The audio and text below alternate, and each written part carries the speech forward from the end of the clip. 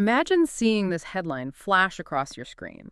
A former president, a leader of a major global power, someone who really changed the game internationally, sentenced to 5 years in prison. It's more than just politics, it's a huge moment. So our mission today in this deep dive is to really get into this historic verdict against former French President Nicolas Sarkozy. We're going beyond just the sentence itself. Exactly. We've looked at the reports, and it boils down to this charge: criminal conspiracy. Specifically about alleged Libyan money funding his 2007 campaign. But it's bigger than just campaign cash. It involves, Sarkozy, Muammar Gaddafi. It's about potential corruption right at the very top. Okay, let's start right there. The 5-year sentence handed down Thursday, September 25th. That alone is shocking. But what makes this specific ruling so, well, unprecedented in modern France? It's the combination of the sentence and how the court wants it enforced. So 5 years for criminal conspiracy. And here's the historic part. He's the first former president in modern France actually sentenced to serve time behind bars, real time. Right. And this is the bit that really stands out, the part you really need to focus on. The court said he has to be incarcerated even if he appeals. An appeal doesn't automatically hit pause on the jail time. Precisely. That's a very, very strong signal from the judiciary. Now, they didn't order him arrested right then and there in the courtroom. Yeah. But the date for incarceration is just pending. It hasn't been set yet. What it means, practically, is the court sees this conspiracy charge as incredibly serious. The evidence, compelling enough that the sentence needs to be served, appeal or no appeal, it kind of strips away that layer of political protection you might sometimes expect. And Sarkozy's reaction, predictably furious, I imagine. Oh, absolutely unequivocal. He immediately slammed the verdict, called it a scandal, injustice. He insisted, "I am innocent." He didn't just play the victim either. He framed it almost as if France was attacked. He said, hatred truly knows no bounds. And then what they humiliated today is France. Wow. That really sets the stage for the political battle to come. Okay, before we get into the nuts and bolts of the conspiracy charge itself, let's clarify what he wasn't found guilty of. Because he was cleared some other pretty serious charges, right? Yes, and that's really important for understanding the legal specifics here. He was acquitted on 3 counts: passive corruption, illegal campaign financing, and concealing embezzlement of public funds. Okay, for our listeners, can you quickly break those down? Passive corruption, what does that mean in this specific case? Sure. Passive corruption generally means taking a bribe or, getting some kind of undue advantage for doing or not doing something related to your official duties. By clearing him of that, the court basically said they weren't convinced he personally received the alleged money. I see.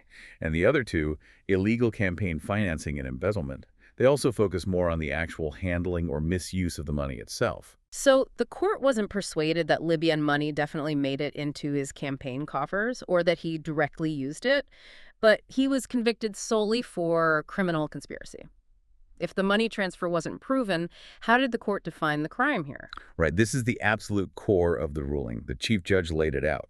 The goal of this conspiracy, she said, was twofold. First, to give Sarkozy an unfair advantage in the election campaign.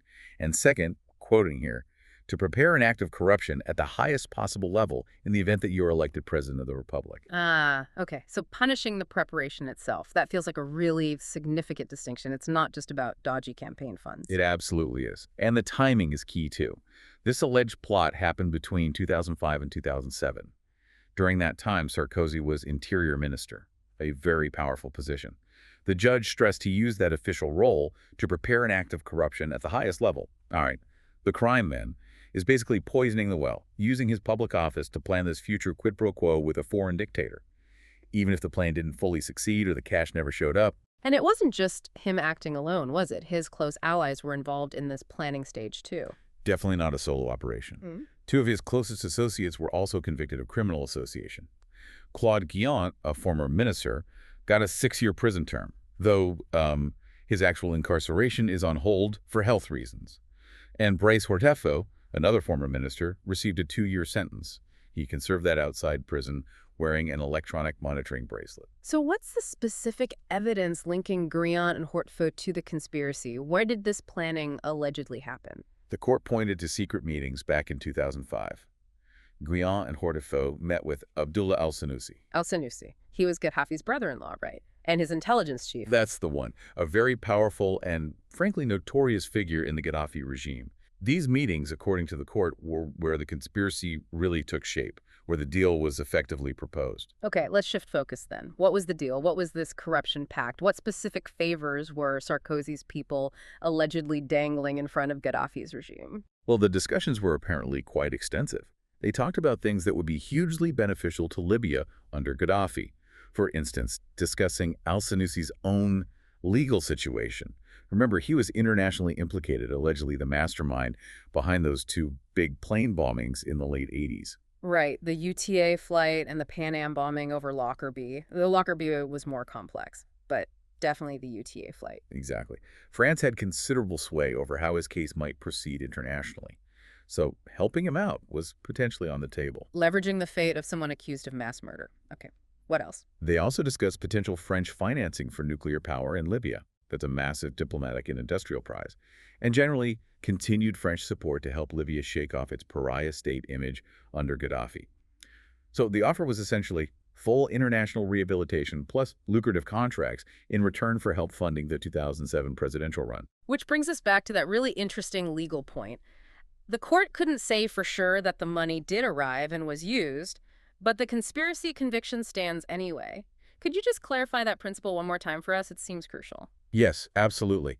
And this is key for you to understand about the French legal approach here. Under French law, setting up a corrupt scheme, the conspiracy itself, can be a crime. Even if the final step, the money changing hands, either didn't happen or can't be proven beyond a reasonable doubt. The crime lies in the deliberate misuse of public office. Sarkozy being interior minister at the time to organize and prepare for this high-level corruption. The focus shifts to the intent and the planning to trade official favors for political gain. Okay, that makes sense. Now, Sarkozy, during the trial, he had a completely different story, didn't he? He painted this as a setup. He did. He consistently denied everything, called it all a plot. He claimed it was cooked up by, his words, liars and crooks, basically, the remnants of the Gaddafi regime. His defense has always been that these accusations are revenge. Revenge for his role in pushing for that 2011 military intervention in Libya, the one that ultimately led to Gaddafi being overthrown and killed. And we really should touch on the evidence that first blew this story wide open years ago, because the court seems to have, well, sidelined some of it now. That's vital context, yes. The whole thing exploded back in 2012. There was this investigative website, Mediapart, and they published what looked like an intelligence memo. It mentioned a €50 million funding deal, big news at the time, but now the court itself has said that document is most likely a forgery. A forgery, wow. Yeah. And on top of that, remember Ziad Taqiyuddin?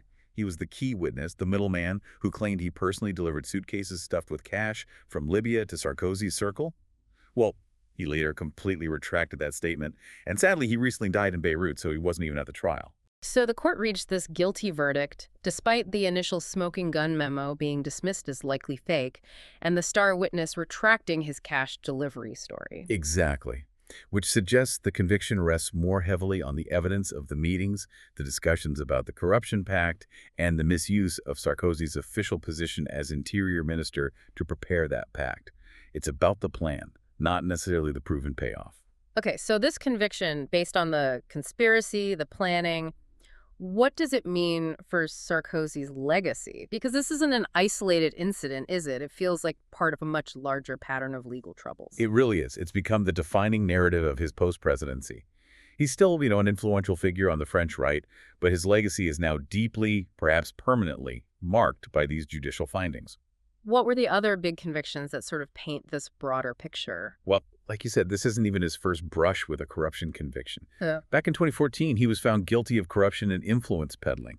That was the case involving trying to bribe a judge. This is sometimes called the wiretapping affair. Right, I remember that. He got a sentence then, too, 1 year, to be served wearing an electronic tag.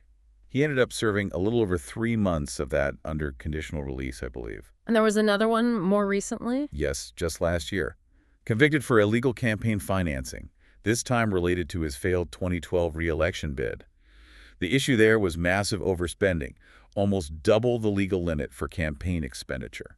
That resulted in another 1-year sentence with 6 months suspended, though that one is still under appeal as well. So you've got this pattern, actions while interior minister leading to this conspiracy conviction, issues with both his 2007 funding and his 2012 campaign spending, and then trying to influence the judiciary after leaving office. It's quite a list. It is. And the cumulative effect is significant. It even led to him being stripped of his Legion of Honor medal, France's highest award, back in June, following one of the earlier convictions.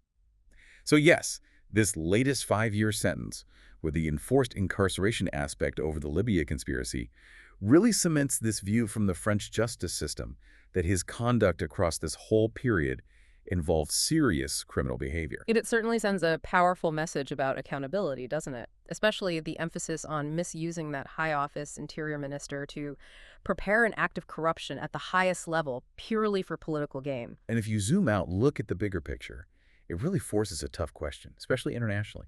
Where do you draw that line between, say, aggressive diplomacy helping a country improve its image, securing big contracts, and actual criminal conspiracy, when those potential deals get tangled up with funding domestic political campaigns? This verdict suggests that, in France at least, just the planning of that kind of trade-off, using your official position, crosses the line into serious criminality. It's a really fine line, potentially. And maybe a final thought for you, the listener, to mull over something that really comes out of this case.